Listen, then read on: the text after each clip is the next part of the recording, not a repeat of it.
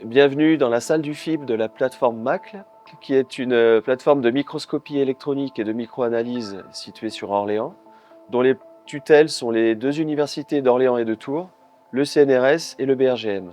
Je vais vous parler du MEP-FIB Crossbeam 550, qui est un instrument de recherche polyvalent.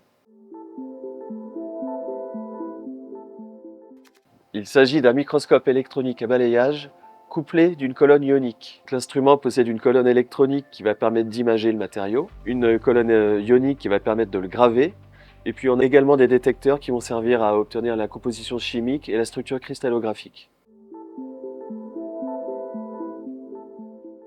Tous les types de matériaux peuvent être analysés avec cet instrument, du moment qu'ils sont solides, même non conducteurs ou magnétiques, et de préférence massifs. La taille des échantillons analysés par cet instrument est généralement de l'ordre du centimètre, soit sous forme de lames minces géologiques quand il s'agit de roches, soit sous forme de sections polies quand on a des échantillons qui peuvent être enrésinés. Les échantillons qui parviennent dans mes mains doivent être parfaitement polis, généralement au micromètre, et moi je vais m'occuper de rajouter du scotch cuivre et du scotch carbone autour de la zone d'intérêt, puis je vais remétalliser au carbone par-dessus pour qu'il soit parfaitement conducteur.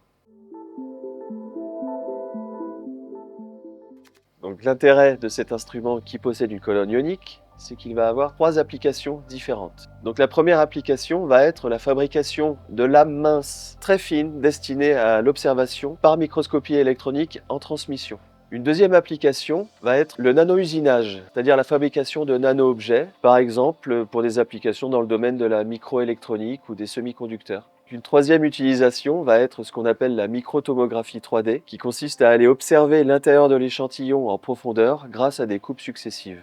Donc l'avantage de cet instrument, c'est qu'on va pouvoir reconstituer des volumes 3D grâce à des logiciels de traitement d'image auxquels on pourra intégrer la composition chimique et ou la structure cristallographique pour avoir ces informations dans la masse de l'échantillon.